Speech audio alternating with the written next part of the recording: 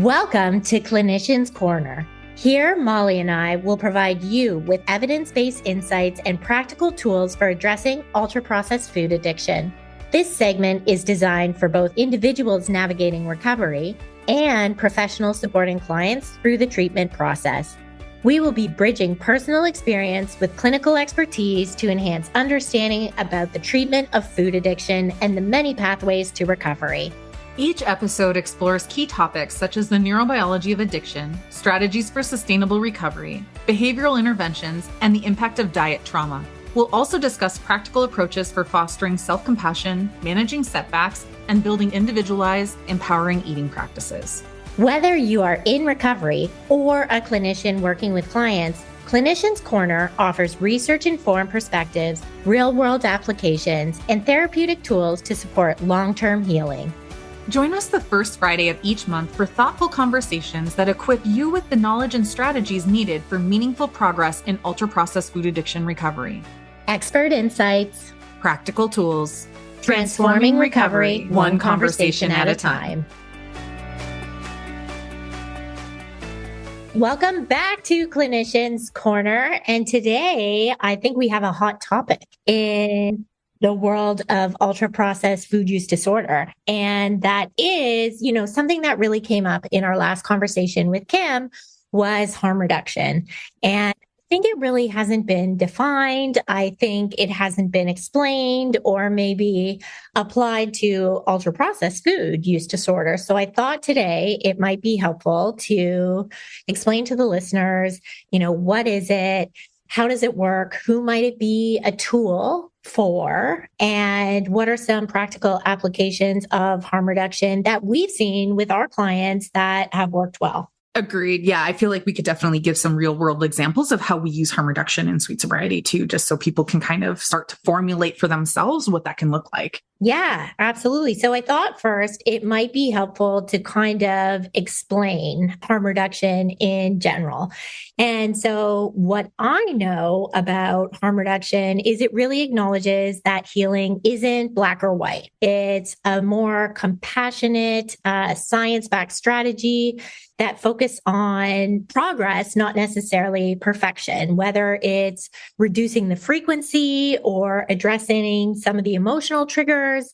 It's really another way to take steps toward health and freedom. And so I know there's about 6 principles that I think can practically apply to harm reduction. So the first one is respect for the person.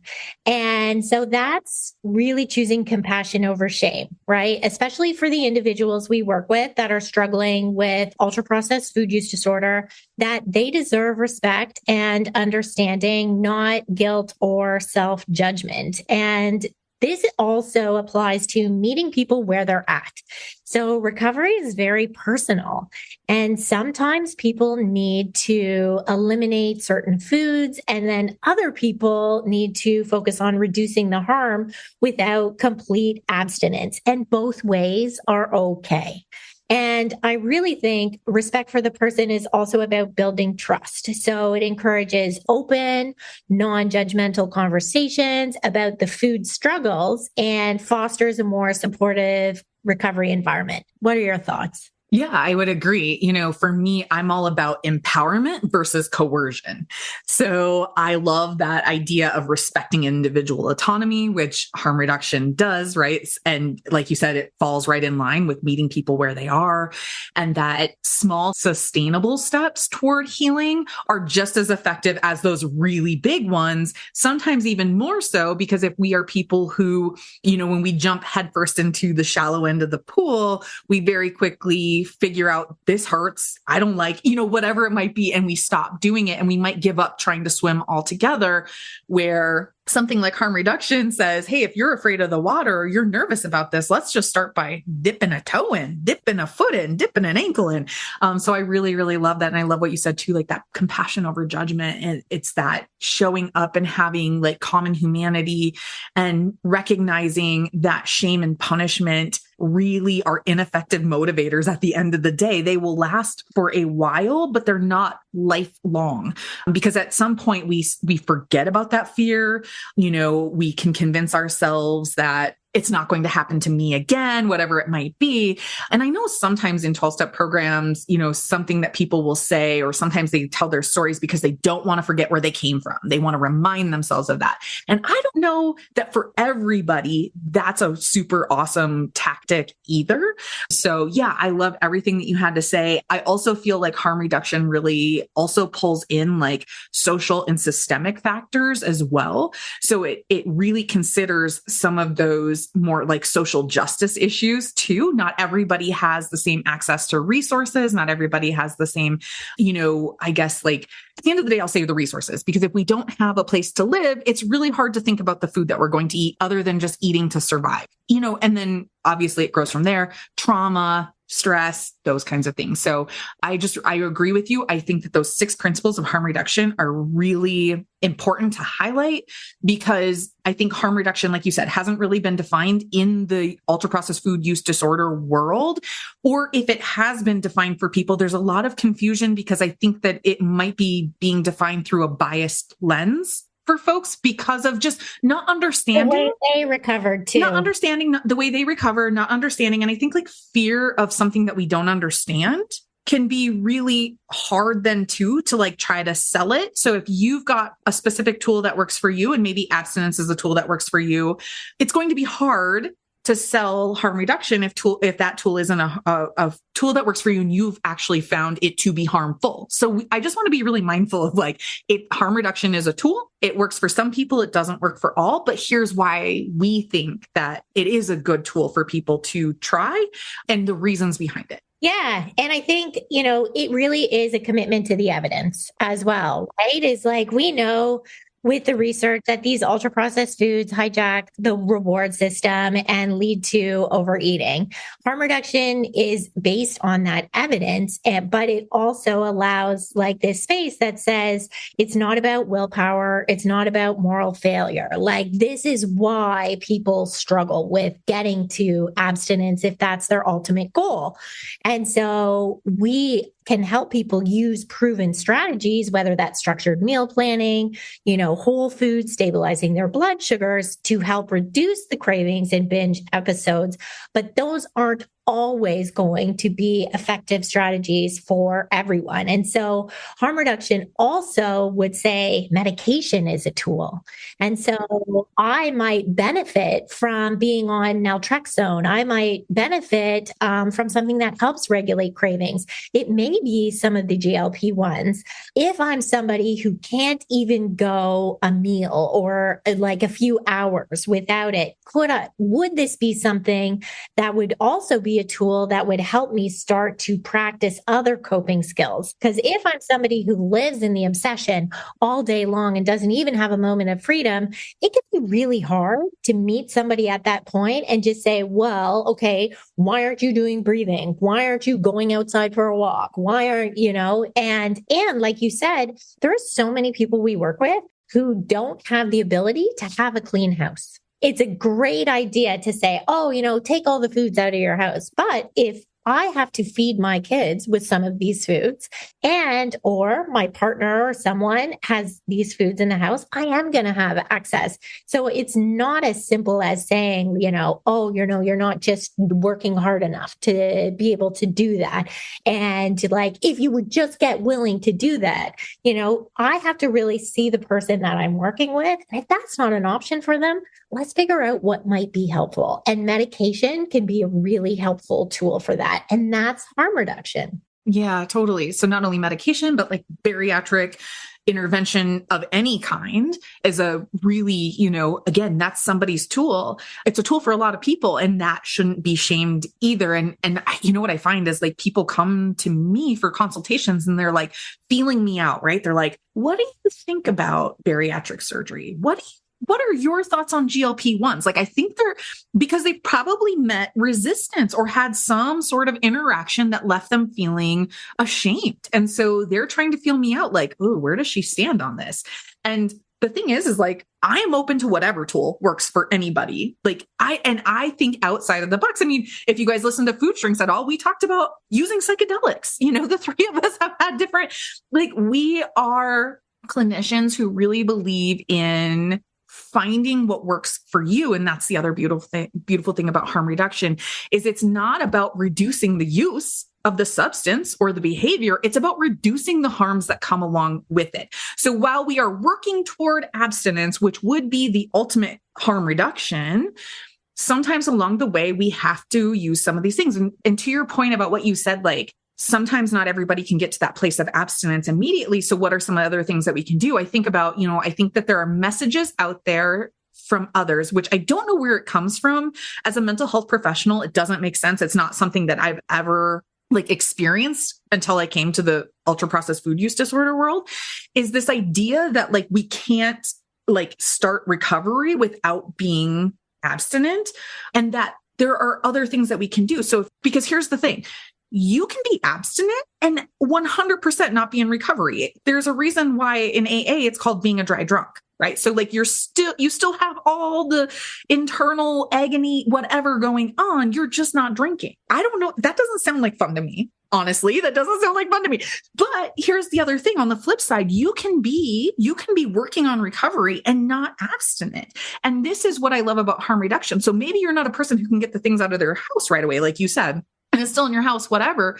But maybe a way that we help reduce the harm is maybe we learn skills, or we teach skills, we practice skills together. I say we a lot because I don't know about you, Clarissa, but I can't do a lot of this stuff on my own. I need relationship in order to make it work. I need somebody to help practice with. I need somebody that I can trust that's going to cheer me on, not, shame me. But that being said, we can work on things like distress intolerance or stress management or nervous system regulation. I mean, I think we do that a lot. I mean, at this point, I think Sweet Sobriety group membership is sick of hearing me say nervous system regulation, nervous system regulation, nervous system regulation. But even doing that is a harm reduction move because we are reducing harms from the use, because we're teaching people how to regulate so they may stop using the food if they find themselves in the food, right? A binge, whatever, and they quote, wake up in the food. They're like, because we get this question a lot. How do you stop? How do you get out of it? How do you whatever? Well, there are lots of different ways that can happen. But let's say now you're like, oh, what do I do next? There's going to be that part of you that says, well, screw it, keep going, do what you want. You've already, quote, messed up. But there could also be this part of you that says, that's an option. And that's certainly something I can do. And before I do that, let me try regulating my nervous system and just see where that gets me. See if something shifts. Yeah. And so when we are using abstinence as a tool, that scenario can feel like a big failure. I already done it wrong. And it can derail us.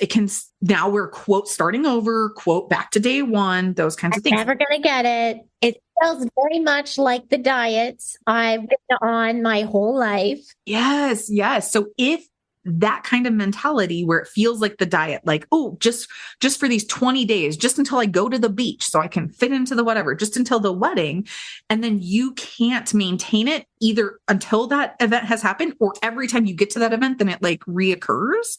Harm reduction might be an option for you until you can get to that abstinence place. Just a thought. Yeah. No, I really love what you said there, specifically about harm reduction is just focusing on the harms. Right. And so it's really about minimizing the most damaging behavior. So if I'm somebody who finds myself in a binge purge cycle, maybe I'm going to start with how do I stop the purge? Because purge is the most damaging to me.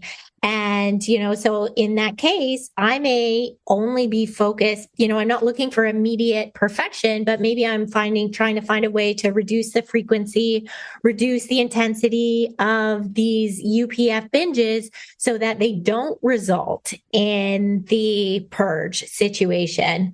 We can also look at how ultra processed, focusing on the harms could be just reducing the metabolic harm that happening. So, like eating whole foods first. If I'm somebody who still feels I want to have UPFs in my life, that will help us balance our blood sugar and ensure I'm still getting the adequate nutrition. And it helps mitigate some of the physical consequences of the ultra processed foods. Like, for example, that would be like adding things that like have more fiber. Right. So if you can't get all of those things out, can you add things that have more fiber? Like, what's something that has a lot of fiber that's easy for people to throw in? Yeah. Oh, like vegetables? Yeah, totally. Vegetables. Avocado, surprisingly, has a lot of fiber. I think about, for some people, grains do work, not everybody. So if you're a person that grains do work for, maybe a higher fiber grain. And there's fruit too, as well. I think like protein's probably always for me, like the easiest one, is just to, even if you were going to have something that was ultra processed, I always just say to any of my clients who are working on harm reduction, if you're going to have some ultra processed foods, let's just make sure that there's also some like healthy carbohydrates, some healthy fats, and proteins on your plate as well.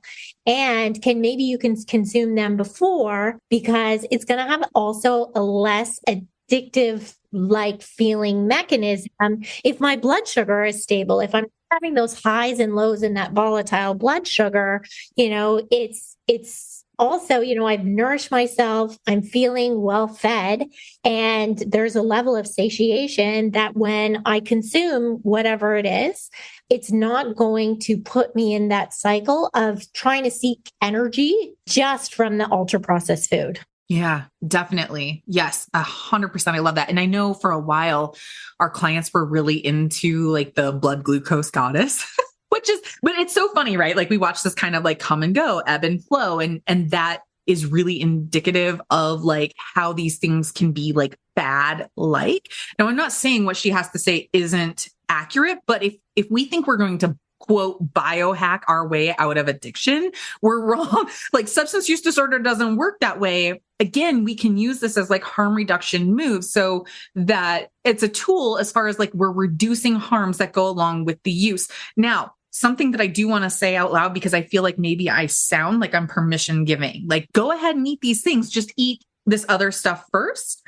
And we certainly don't want to come across that way either. But what we are saying is that if in your mind, you're like, I can't put it down, and the thought of putting it down just like drives you to like go eat more and binge anyway, we're just increasing harms by suggesting you get this completely out of your house, you never eat it again, whatever it might be. And this is where at Sweet Sobriety, we do specialize in working at that intersection of disordered eating and addiction. And so disordered eating often has that emotional, psychological, whatever component behind it. So can we reframe it? Can we add to the meals, or can we do things ahead of time, knowing that we're going to use that substance that can reduce the harms? It's like when let's say, drinking is something I can't just have one. So I know if I go downtown to go see my friends, I'm not going to have just one. So what's a harm reduction move? Having a DD set up beforehand. So now I've reduced the harms of the use, because I'm not going to drink and drive. I am not going to put myself or other lives in danger. Same kind of idea. Right. And I may say a harm reduction move there might also be, I'm going to have a glass of water in between every drink that I have.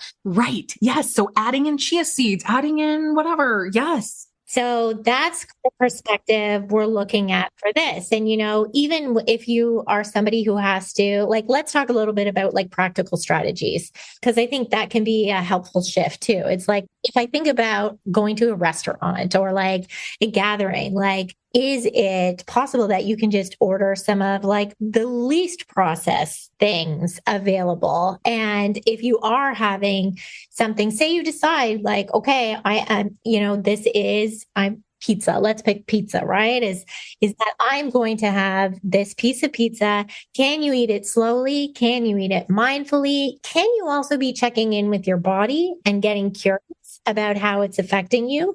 When we are looking at harm reduction strategies, we're not saying, oh, eat the thing and, deal with it later.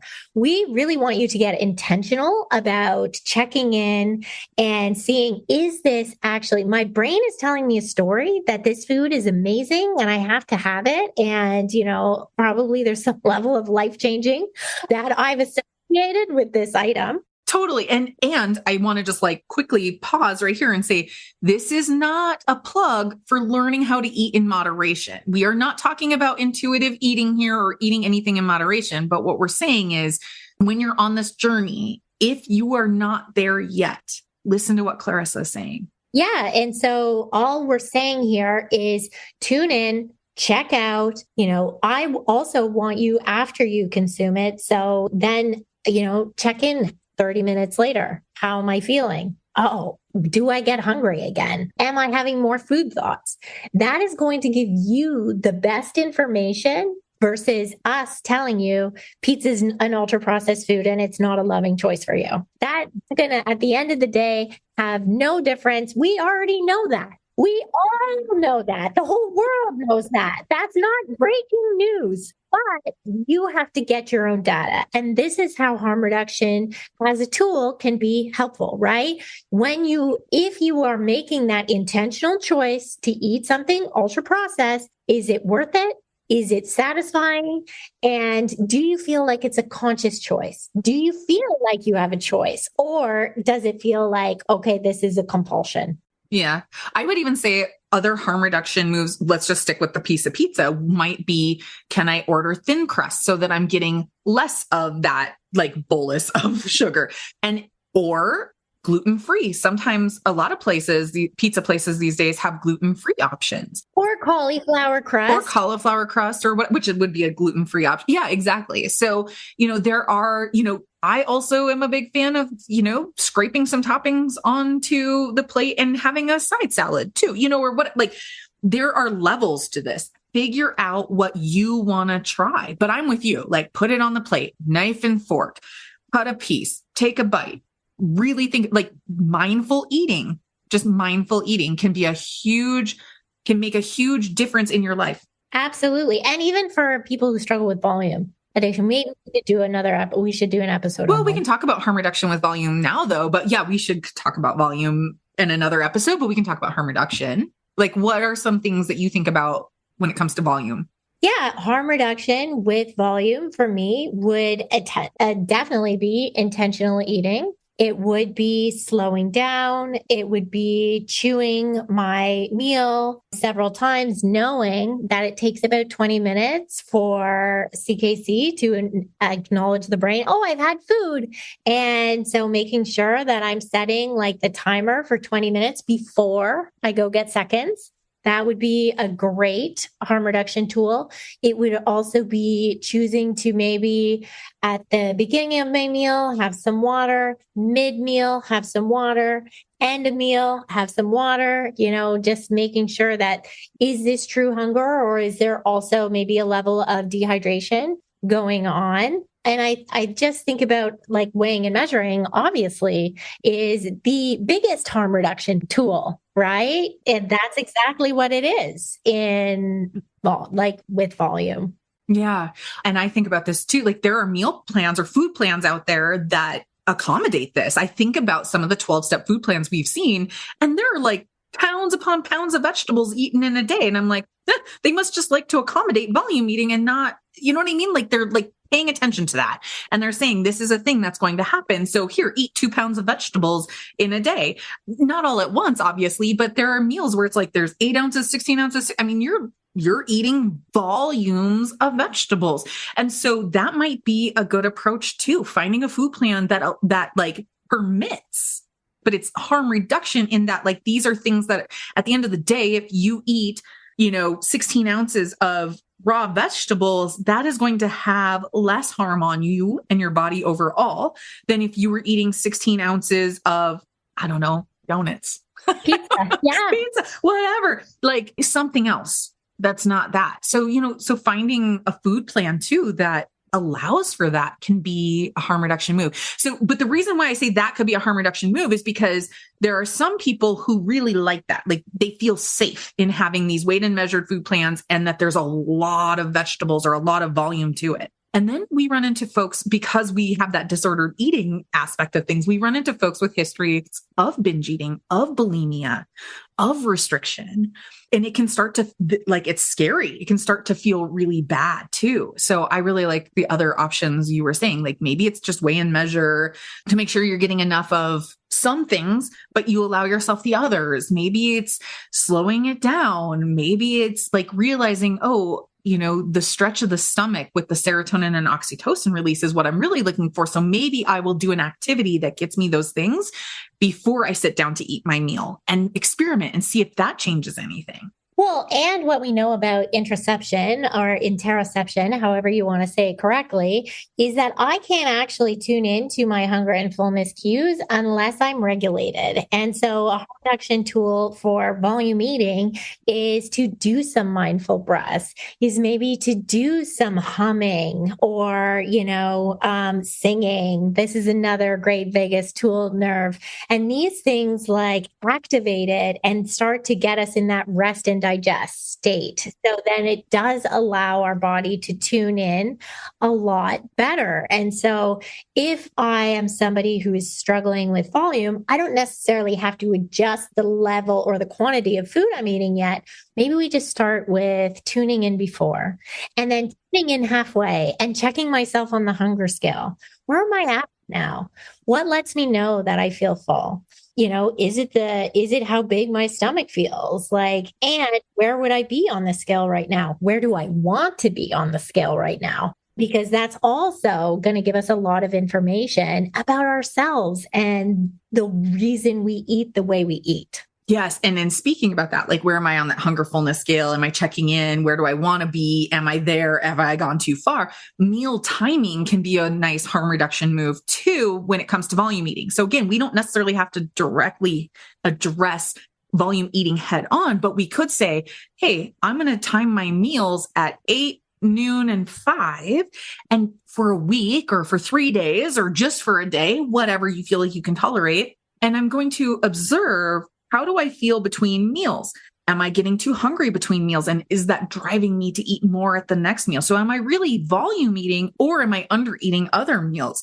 So sometimes I feel like really structuring them in a way that works for you timing wise too can be because maybe because of that, you get regular with your eating, you get more awareness into those interoceptive, internalized cues, which is what interoceptive awareness means, right?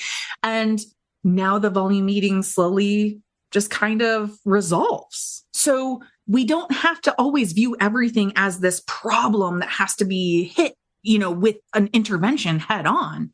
Sometimes we can just pay attention to what you're saying, like make these small little shifts over time and it changes. Yeah. No, I love that because, we think it's about the food and fixing our problem with the food. It's like, I often have clients who are like, well, I just have to have this one thing in the evening. And we often figure out that it's not actually about, the food. It's about so much more, as they really want relax. They're really actually stressed. It's sometimes in that window of leaving work and coming home that is transitions are hard for people. And so they're also, I've been working all day and now I've got to go home and I've got to do my family, and family is hard and it's a lot of work. And I just need something for me is often, what I hear with clients. And so it's figuring out like, okay, what are some things that you can do for you and start practicing. And that can be a harm reduction tool so that you don't have to use the food every single night.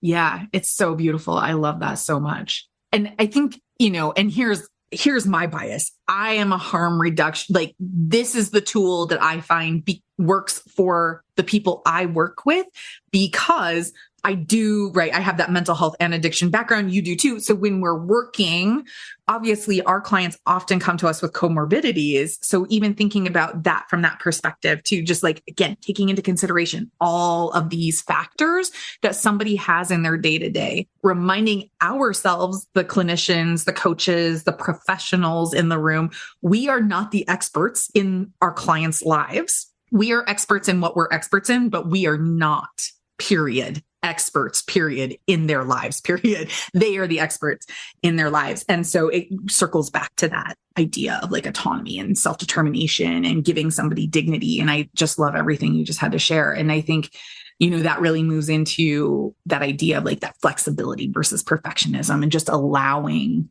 people to be human, just allowing them to be human. Yeah, that's so important because we have to practice recovery. And I don't think we get to hear this enough. And harm reduction is about practicing recovery. Yeah. It's about learning, right? It's about how do I feel before, during, after when I eat these foods? Do I experience shame, regret, or, brain fog after eating these foods? How do I feel when I eat whole, unprocessed food? Do I feel more stable? Do I feel better physically and emotionally? Asking ourselves some of these questions and experimenting allows us to get to a place. So often what I do with clients, if they are always having that one thing at the end of the day, it may be like, okay, you're having it 7 days a week. Let's see, could you do it every other day? How does that feel? How is the day that you did it different than the day you didn't do it? How is the day you didn't do it, right? The day without it, was that better? Did you feel more fulfilled? Just starting to experiment with what was going on before you knew you weren't going to have it that night, right? And that is where we get to tune in to, this is never, very rarely is this about hunger. Very rarely. It's mostly, whether it's habitual or it's emotional. And I think that is what's really critical to be able to tune into, to figure out there's still harm happening to this person. And that's the harm we want to reduce, not necessarily the food piece. What is that harm that's causing them to use this food? And then how can we reduce that harm? And then does that change the need for the food? Right. And as you were saying this, I'm imagining like the client listener hearing this and it's landing for them. They're like, yes, absolutely. That makes sense. Thank you so much for giving me permission to like listen to myself and try these things out. But I'm also listening with clinician ears and I'm thinking about the pushback that comes from this. And so I'm wondering, how do you talk to the clinician who's listening to this going, Clarissa, it's moderation management. You are trying to teach this person how to eat that thing in moderation. Yeah, I'm not trying to teach them anything. I'm just getting really curious about how this is working for them. They are the one that will always be coming back to me and saying, no, this doesn't work. I'm just going to unconditionally, lovingly support them through the process so that we are not shaming them through the process, because shame is going to shut them down. The ones that don't feel like I am there to support them, and whether they got this vibe or whatever, or they just got in so much shame that they just shut down. Sometimes I never hear from them again. The ones that can feel supported and like, no matter what, we're going to just try to understand what was happening here. They are the ones that over time, they'll tell me, actually, this doesn't work for me. I don't want to do this. And them knowing that is what changes them, not me. I don't change them. I could tell them all day that might not have worked for them, but that's not my job. My job is to help lovingly support them figure it out for themselves, that doesn't actually work for them. It might have worked for them at one point, but that's not true today. And so today's person to show up and say, yeah, I actually don't have to eat this way. And when I do, it actually ruins the rest of my day. I feel awful about myself and, I don't want to do this. And that is the change that lasts. Yes. Yes. I'll do the Molly Carmel snaps. So here's my thinking on that, right? One of my favorite interviews that we ever did, you and I, on Food Junkies was I think it was the first season. It had to have been the first season. And we interviewed Bitten. And we said, what do you say to the eating disorder world that pushes back and says food addiction isn't a real thing? Do you remember what she said? She said, grow up, guys. right? Like her thing was grow up, guys. It's real. Quit whatever. And that would be my message to those clinicians too, who push back and say harm reduction is just moderation management. Harm reduction isn't like a valuable or viable tool. Like anybody who wants to push back against this as a tool, as a clinician, I am calling you out and I'm saying, grow up, guys, grow up. Do your research. It may not be a tool that worked for you, but it might be a tool that works for the people that you work with.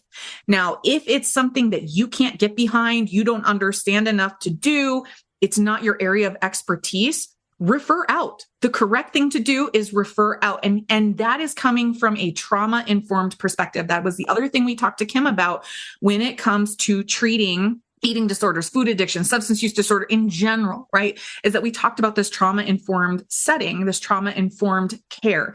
And at Sweet Sobriety, we are set up as a trauma-informed service or community. We don't provide services as far as like therapy goes, but we do provide recovery coaching from a trauma-informed lens.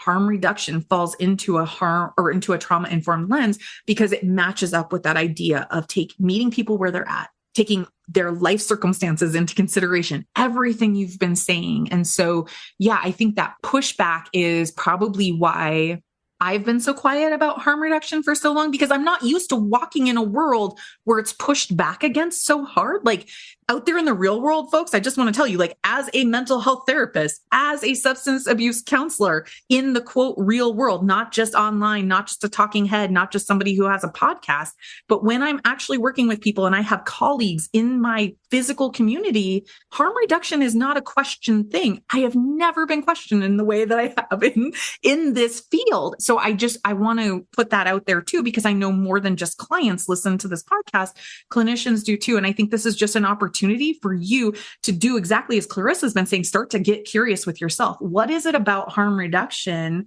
that makes you shut down or get angry or get hot in your body? Maybe you don't even know what's happening, but you're having some kind of very real reaction to that word itself, to that concept, to that theme, to the fact that it's a tool. And I want you to know that as a harm reduction clinician, I will always offer abstinence as a tool. I will always offer abstinence as a tool.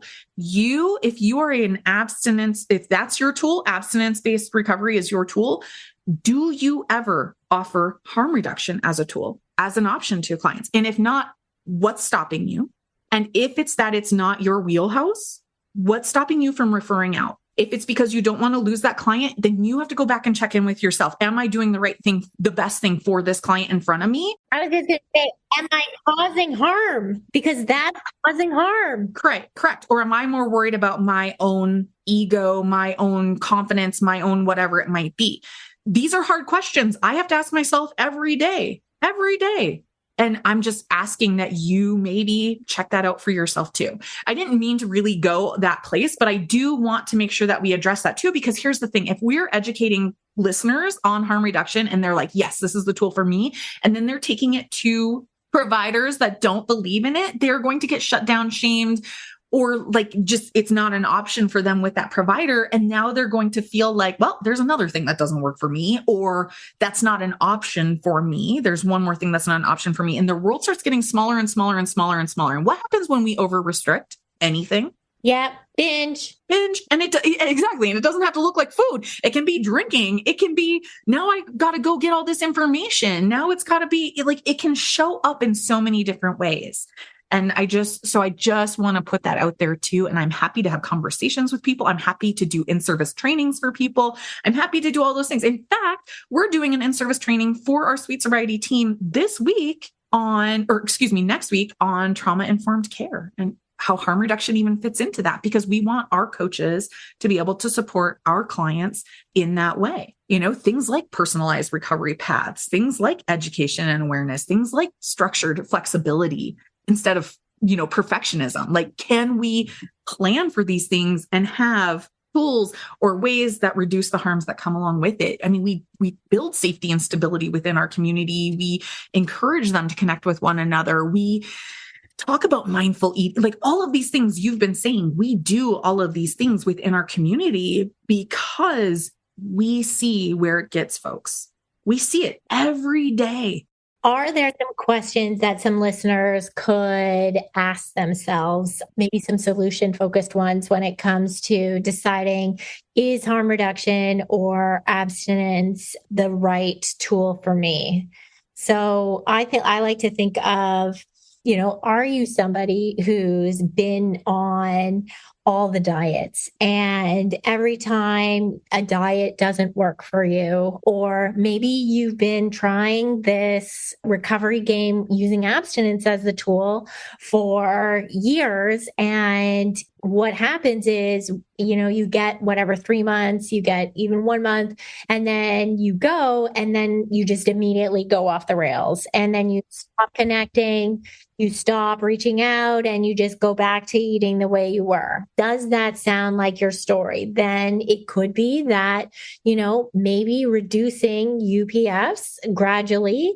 Would you be somebody who would be able to gradually reduce to that and allow you to heal? Or do you need that clean break? What has worked best for you in the past? Was it intentional choices or was it complete removal? If you choose abstinence, how will you handle the cravings, the social events, the emotional triggers?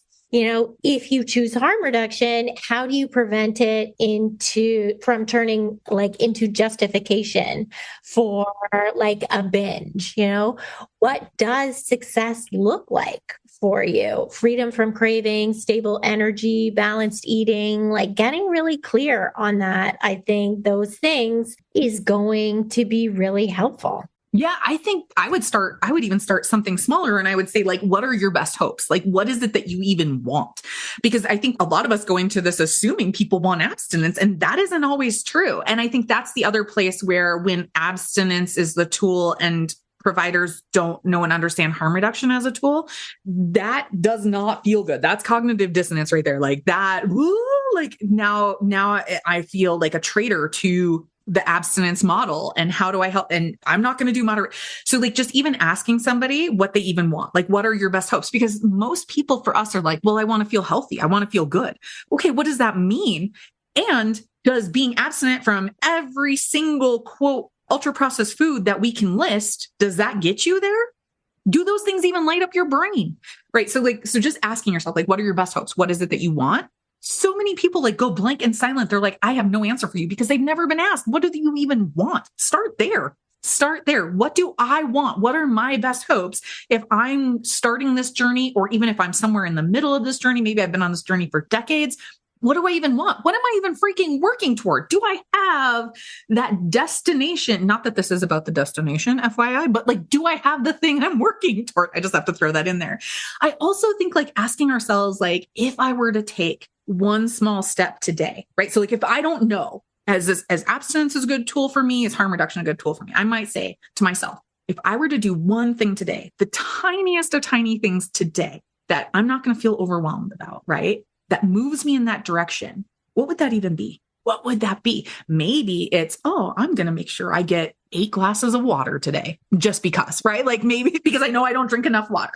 Or maybe it's I'm going to get outside and walk one time today for 30 minutes. Right. So it's asking ourselves those little kind of almost I like to think about it as like when you go to the clothing store and you try on, maybe you're looking for an outfit for something and you've got to try these things on oh, nope, that's too tight in the shoulders. Oh, nope, I don't like how short that, right. It's about trying these different things on. They're thought experiments, asking ourselves these questions, asking ourselves in the past, or as I've been on this journey, have I managed, or what is it like for me on the days when I'm not binging? What makes those days different? Those can be really good indications that maybe harm reduction is a good move for you, because you can start to tap into how did I do that? Oh, maybe I made sure I had enough sleep. Maybe I made sure maybe the day before I ate 3 regularly spaced meals. Maybe I noticed when I don't have enough structure, that's when I'm more likely to eat versus a more structured day. Not busy to where I'm just again, the opposite. I'm so dissociated because I'm just going, but there's purpose to my day, something along those lines, right? If I woke up tomorrow and I felt more at peace with my food choices, what would be different? things like these kinds of questions can really start to get those like curiosity juices flowing, that natural, inquisitive mind that can help us to make better decisions. Is this a tool for me or not? Because some of you might ask yourself, like, okay, if I were to ask myself, how would I know if harm reduction is helping me move in the right direction? Some of you are going to be like, it's not, I can't do it. It's just too permission giving for me. Okay. You might be a person that like that rigid, very like clear, these are the boundaries. Yes, no, black, white. That may work for you. Go do that. Go do the thing that works for you. If you're the person that when you try that on, you're like, yeah, the story is I like those things, but in practice, the story is black and white. This is how I see it. But when I actually try to do it, I can't sustain it. Harm reduction might be worth trying. At the end of the day, harm reduction is never going to hurt you. It's not going to make any problem that already exists worse. And if done correctly, should not be creating a problem that doesn't already exist. Right. And I always think there's nothing wrong with doing a structured experiment, right? Try abstinence for 30 days, but be really mindful and observe, how do you feel physically? How do you feel mentally? How do you feel emotionally? And then you can also try harm reduction for 30 days by reducing the foods you're eating. But you need to be keeping track of cravings, binge urges, and your satisfaction levels. And at the end of the day, the idea is reflect on which approach gives you the most freedom, the most peace, and the most stability. I think, it's true what you were saying there. And I was reflecting on it. I think about the clients who first show up for like my 30-minute intro. And, even when we start working together and they come and they're ready to eliminate everything and, go hard. And, as we start working together, even within the first session, they're like, oh, I thought that was going to be so awful. And you were going to tell me I couldn't eat all these things and la, la, la. And I was like, oh, and you still came. Like, I know how much I love and appreciate how vulnerable people are willing and how hard this is. And like, it shouldn't feel like this with a professional. It should never. Like we are here to hold space for you wherever you are and help you figure out what works for you. So that, I think, is the ultimate harm reduction tool, is having a professional who sees you, hears you, and validates you. Totally. And I would say, there's probably even like, it's not just, your options aren't just harm reduction as a tool, abstinence as a tool, intuitive eating as a tool. Like those aren't the only options. You can have a combination of those things.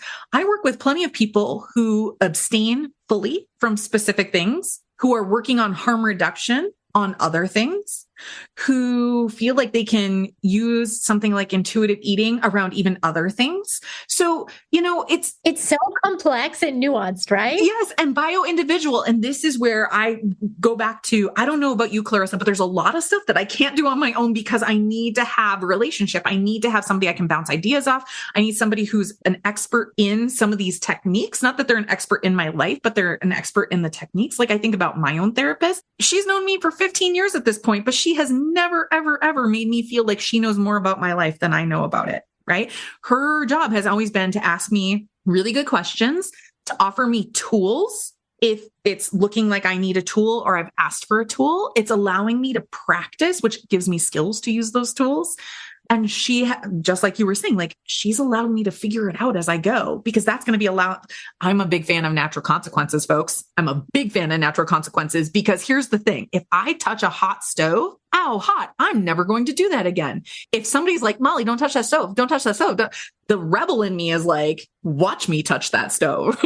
So like knowing yourself, and a lot of people I think come not knowing themselves, like you said, even to like those consultations. And that's where like, that's my favorite part of this, is that I, as a harm reduction clinician, get to help you learn who you are. And that goes back to that empowerment over coercion idea that comes along with harm reduction, that I am always going to defer to you. You get to tell me what works for you. And if this week it's abstaining from pizza and next week it's like, you know what, I'm going to try a mindful eating exercise with it, I am along with you for that ride. Here's the difference though, between it being permission giving and supportive in a harm reduction move is I'm along with you on that ride. And I'm going to say, okay, next week when you do that, what is going to let you know that it's working for you or not? What are you going to look for? What thoughts are going to come up? What feelings are you going to have? Like you were saying, Clarissa, am I craving? Am I this? Am I obsessing?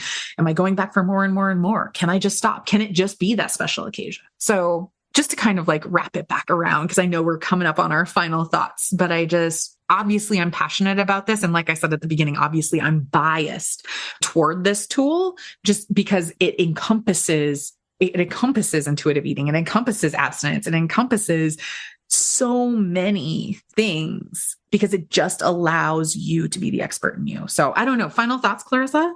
Yeah. I think you just said everything that I wanted to say, and it was amazing. And I just, I get really excited about talking about different concepts within recovery, especially, there is like ideas about this from the 12-step world would not necessarily, they wouldn't be advocates for this. And so, except can I throw something in there though? Because this is something that's always made me curious. Correct me if I'm wrong, but the whole like thing of like going to a meeting is the only requirement is that you want to stop. The desire to stop. The desire to stop. Not that you have, but the desire to stop. And if you can't stop, they say keep coming back anyway, right? They say keep coming back. Yes. How is that not harm reduction?